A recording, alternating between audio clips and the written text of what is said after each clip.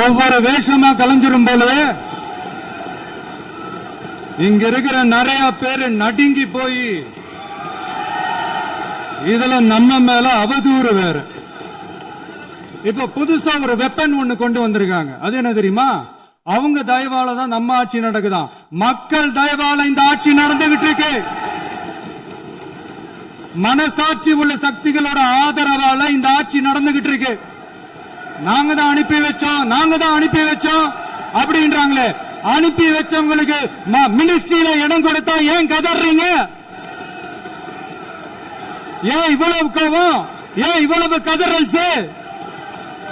இதுல இன்னொரு முக்கியமான விஷயம், மார்க்சிஸ்ட் கம்யூனிஸ்ட் கட்சி நமக்கு ஆதரவு கொடுத்தது சுயேட்சையா எடுத்த முடிவுன்னு சொல்றாங்க.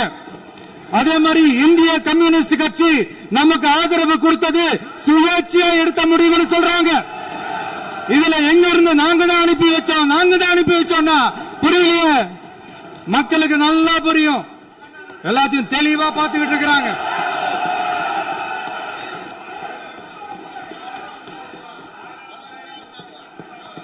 முதலமைச்சர் கண்டினியூ பண்ணலாம். மாண்பு முதலமைச்சர்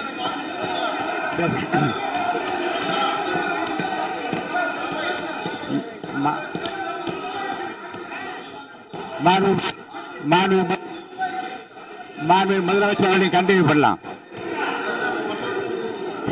பணத்துல இருந்து ஒரு பைசா கூட தொடமாட்டோம், தொடவும் விடமாட்டோம், தொட்டா விடமாட்டோம்.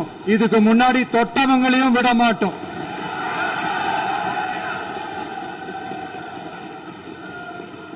ஒவ்வொரு ஊழலா வெளியில வரும் போலே ஒவ்வொரு வேஷமா கலைஞ்சிரும் போலே இங்க இருக்கிற நிறைய பேரு நடுங்கி போய் இதுல நம்ம மேல அவதூறு வேற. இப்ப புதுசா ஒரு வெப்பன் ஒண்ணு கொண்டு வந்திருக்காங்க. அது என்ன தெரியுமா? அவங்க தயவால தான் நம்ம ஆட்சி நடக்குதான். மக்கள் தயவால இந்த ஆட்சி நடந்துகிட்டு இருக்கு. மனசாட்சி உள்ள சக்திகளோட ஆதரவால இந்த ஆட்சி நடந்துகிட்டு இருக்கு. நாங்க தான் அனுப்பி வச்சோம் அப்படின்றாங்களே. அனுப்பி வச்சவங்களுக்கு மினிஸ்ட்ரியில இடம் கொடுத்தா ஏன் கதறீங்க? அவங்க இருந்திருந்தா ஒரு ஆக்ஷன் பண்ணணும்னு எனக்கு தோணுச்சு. எல்லாரும் போயிட்டாங்க.